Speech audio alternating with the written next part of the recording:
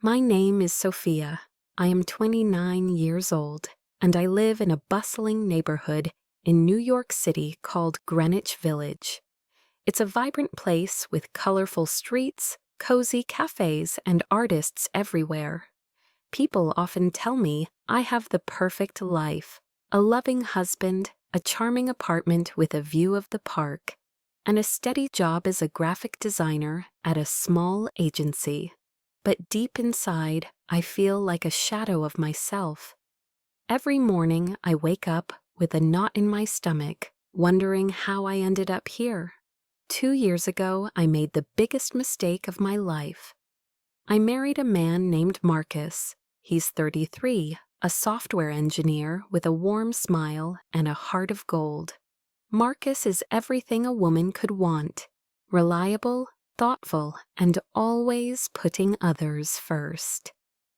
But I don't love him. I never did.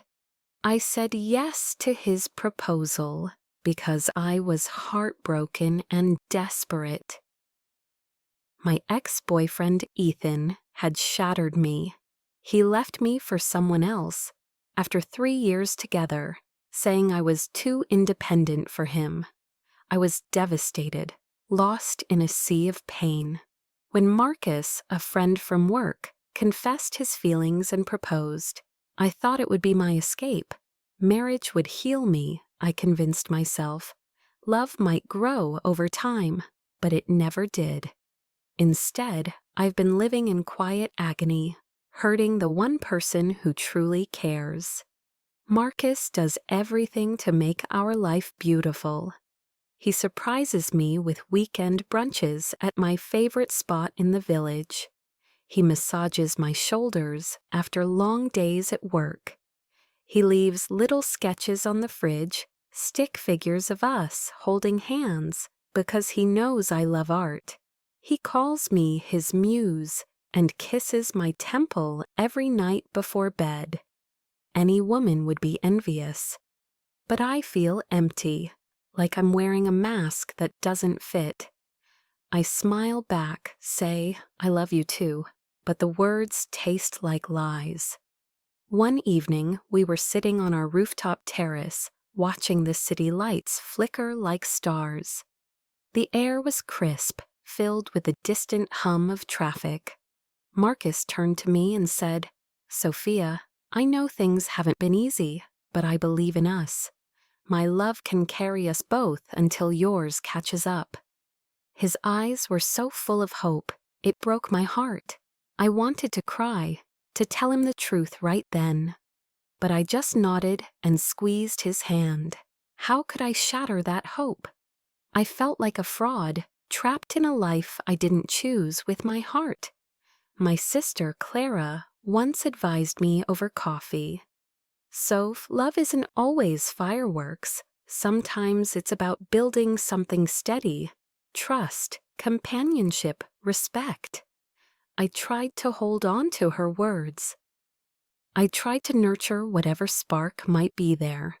But days turned into weeks, and weeks into months, and I felt more like a stranger in my own home. I started avoiding intimate moments, making excuses about work stress or headaches. One Thursday night, Marcus planned a romantic dinner. He cooked my favorite, spaghetti carbonara, with fresh herbs from the market, and set the table with candles and our wedding china. He even played that soft jazz playlist we danced to on our first date. "This is for you, my love," he said, pulling out my chair. "You're the light in my world." I sat down, forced a smile, and said, "Thank you, Marcus. This looks amazing." But the food tasted like cardboard. The music felt distant. I was acting in a role I never auditioned for. After dinner, he suggested a walk through Washington Square Park, where he had proposed under the arch. The fountain was bubbling, and street musicians played guitars nearby. "Remember this spot?" he asked, his voice soft. "I promise to make you happy forever." I stared at the arch, then at him. Inside, I screamed, "I don't love you, Marcus. This isn't real." But outwardly, I stayed silent. I didn't want to destroy him. He looked so content, so devoted, and it made me feel monstrous. That night, sleep evaded me. I lay staring at the ceiling fan, spinning endlessly, mirroring my thoughts. Why did I do this? Could I ever find happiness? The questions haunted me. The next day, Clara called. "Soph, you sound exhausted. What's going on?" I hesitated, then poured out my soul. I don't love Marcus. I married him to forget Ethan, but now I'm trapped. Every day feels heavier. Clara was silent for a moment. "Maybe you need time alone to figure it out. Distance might clarify your feelings." I shook my head, even though she couldn't see. "It's not about time, Clara. My heart just isn't in it." Later that afternoon, I tried to talk to Marcus on the couch. "We need to discuss something important," I started, my voice trembling, but he interrupted gently. "I sense it, Soph. Please don't give up yet. We can work through this." His eyes pleaded, and guilt washed over me. I couldn't bear to extinguish his light, so I backed down again. A few weeks later, Marcus brought up something that stunned me. "What if we started a family? A baby could bring us closer." My blood ran cold. The thought of bringing a child into this loveless union terrified me. I stared at my coffee mug and whispered, "I'm not ready, Marcus." He nodded, masking his disappointment. "Okay, no rush." His kindness only amplified my pain. I was distant, cold, while he remained patient. That evening, I journaled in secret. "I'm suffocating in this marriage.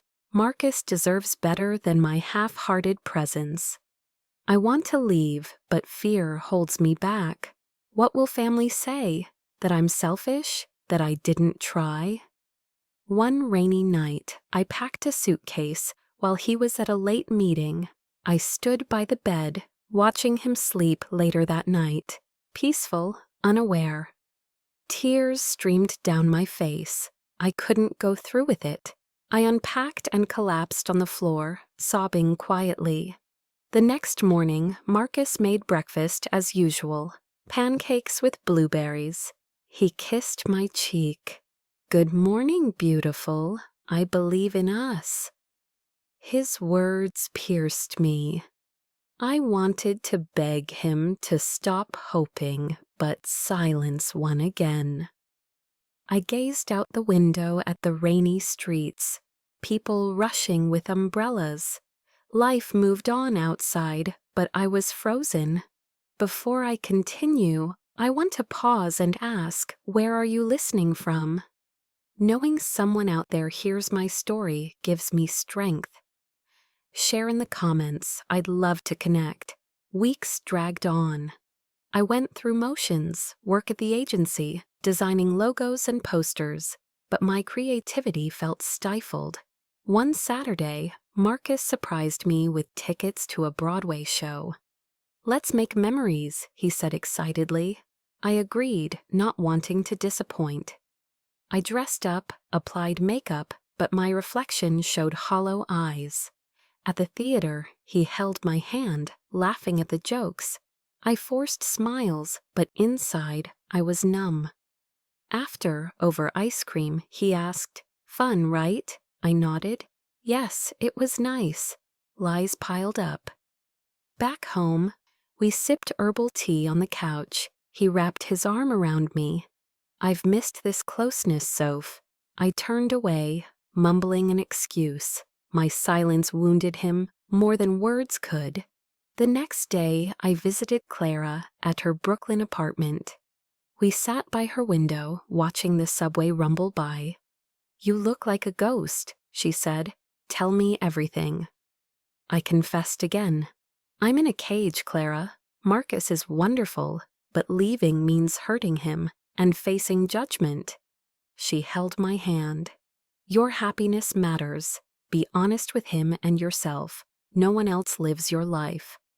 Her advice lingered, but fear gripped me. What if I regretted it? That night, alone in bed while Marcus worked late, I stared at the city skyline. Lights twinkled in other windows. Were those people truly happy, or pretending like me? Marcus came home and sat beside me. "You've been distant. I feel you slipping away." I wanted to confess, but said, "Just tired from deadlines." He nodded, sadness in his eyes, but didn't press. The following weekend, Marcus suggested a getaway to the Hudson Valley. "Fresh air might help," he said. I agreed reluctantly. We drove upstate, leaves turning autumn gold. The cabin by the river was idyllic, but my heart remained untouched. We hiked trails, picnicked under oaks. He snapped photos, grinning. "This is perfect, isn't it?" I forced a smile. That evening, he gifted me a bracelet engraved with "Forever Yours." Tears welled, not from joy, but sorrow. "Thank you," I whispered. He didn't deserve my indifference. Later, as he slept, I sat on the porch, listening to the river. Memories flooded. Meeting Marcus post-breakup, his support during my dark days. He was a lifeline, but not love. I married out of fear of loneliness, but solitude seemed better than this facade. Back in the city, I began writing letters to myself, hidden in a drawer. One read, "Sophia, you're not evil. You sought solace, but now seek truth. Be brave." Another, "Marcus isn't the villain. He's a good soul, but not your match. Release him." Writing clarified my turmoil. Clara called soon after. "You sound resolved." I admitted, "I'm ready to tell him." She encouraged, "You're strong." That night, over tea, I said, "Marcus, I need to be honest." He listened calmly. "I care for you deeply, but I don't love you romantically. I married to heal from Ethan, but love never bloomed." Silence fell. His eyes glistened. "I suspected, Soph. Your eyes never lit up for me, but I hoped." Tears flowed. "I'm sorry. I never meant to hurt you." He nodded. "I love you enough to let go if that's what you need. We both deserve real happiness." No anger, just profound sadness. We sat quietly, processing. That night, I slept in the guest room. For the first time, truth lightened my burden. I breathed easier. Days blurred in quiet coexistence. Marcus made coffee wordlessly. No notes, no kisses, just space. At work, I focused on designs, finding solace in creativity. Clara visited. "How are you?" "Hurting, but honest," I replied. "I plan to move out." That evening, I told Marcus. He wasn't shocked. "Where to?" "Clara's for now." He sighed. "I'm sad, but perhaps it's best." Tears came. "I didn't want to break you." He smiled faintly. "You didn't. I gave my heart freely. No regrets." I packed essentials, clothes, sketchbooks, leaving memories behind. Marcus helped with the door. "Call if you need anything." "Thank you for your kindness," I said. Then I left, Clara waiting in her car. "Ready?" she asked. I nodded, not looking back. At Clara's, I cried. Guilt, relief mingled. But it was my choice. Weeks passed. I cooked, cleaned, watched sunsets. Clara supported silently. I explored Central Park, sketching strangers.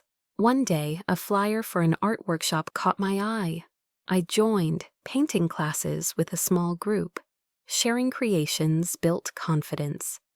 I painted my emotions, stormy abstracts turning to calm blues. One evening, I journaled. I lost myself in pain, but now reclaim me. Months later, Marcus texted, "Hope you're well. I'm traveling, finding peace in photography classes." I replied, "Glad you're okay. Art's healing me too, wishing you joy. Time healed. I rented a tiny studio in the East Village, cozy mine. I decorated with plants, canvases. Mornings I brewed coffee, sketched by the window.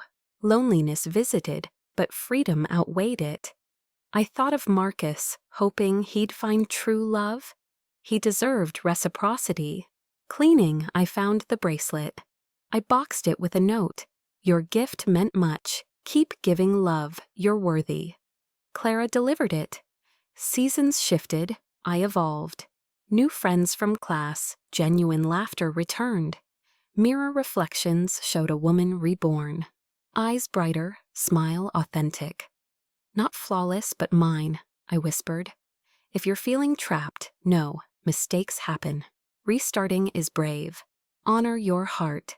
Thanks for hearing my story. Real, raw, resilient. Like, comment, share if it resonates. More tales ahead.